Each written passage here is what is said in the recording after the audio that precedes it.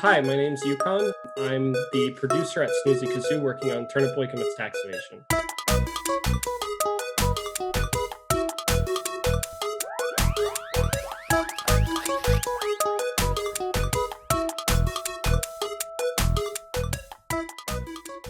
What can we do to make this into something that people would want to play and they would potentially pay for? And so it became this question of how far can we meme? How far can how much content do we need to provide? What does that content look like? How much into our comps should we shoot for? Minute or Turnip Boy is based on Minute and Zelda with some Stardew Valley pumped in there. So how much can we pull from them to make the game more into a real game? And then how much can we still get away with that quirky humor and weird charm? It's two simple things, really. First off, I was obsessed with Minute at the time. JW is my favorite. He's my inspiration. So around the time when we were really thinking of it, I was playing Minute. I was adoring it. And I definitely loved how he has very quirky characters that all have these really vibrant personalities, all in this world that feels really real.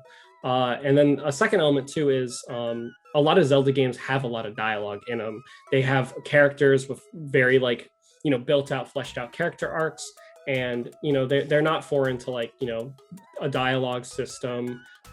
Even just quick blurbs that you walk by an NPC in Breath of the Wild and they might say something in passing. So we love that type of dialogue. We love fleshing out a world like that, and so we really thought okay, we have all these quirky characters we want to make. Let's put them into a world like that, and then the player can adventure through them and meet all these characters and casts along the way. But what we shoot for a lot with Turnip Boy is those types of oh, I know that meme, those references. So we have a lot of different references to many different memes. I'm trying to think of one exactly. Tots, one of the potatoes who's grave robbing in Turnip Boy. He actually does the oh yes, this is what I'm talking about meme. And so the idea is that we want people to kind of recognize that from their favorite memes, content creators, all that stuff, and we just kind of shoehorn it in situations that fit within the plot. So it's a delicate process of either writing a character off a meme and then just trying to extend that meme and make people appreciate any extra effort we put into it and nail the style of that meme. Or it's also just subtly putting it in. We have actually the whole Navy SEALs copy pasta in the game rewritten in fruit type. It's actually given by Mac the copy pasta. The entire game is built off of memes and dumb internet jokes and stuff like that. And so a lot of that goes into our branding as well. As Snoozy Kazoo, how far can we meme? What is acceptable? What will people see and be ooh, they shouldn't be joking about X meme or Y meme, but what can we do? And so we're always trying to think of new ways to innovate. When I started the game, it started just as a solo, for fun project. It wasn't meant to be anything big or commercial. It was haha, meme game, I want to make something for fun. It's just gonna be whatever the heck I want it to be. I'm not gonna think too much about it. And then I ended up just getting booth placement in Boston Fig because I wanted to give myself a motivator to actually do something with it. Even if it was just a portfolio piece, it was okay, I want to flesh it out, build it up. And so what happened is we went to Boston Fig. People really liked it. There was a line. We had this banner. It's actually in the background over there. But it's my friend Joe did the art, but literally it doesn't even have a logo. It's just Arial text with an outline, and everyone just saw it and they're Turnip Boy commits tax evasion. What? And then they would there was a line at points, and it was okay, people like this. What do we do?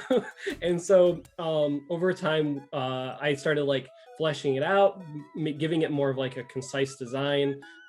That's also when I onboarded the rest of the team because it was scaling up and I needed people to help me make it what it is today. And then around December, I graduated from college and I was okay, people like this game. I like want to survive, you know, and not starve. So what can I do with it? And so that's when we started thinking like, okay, let's try to like get a publisher. And then yeah, PAX just everything just clicked perfectly and it was great.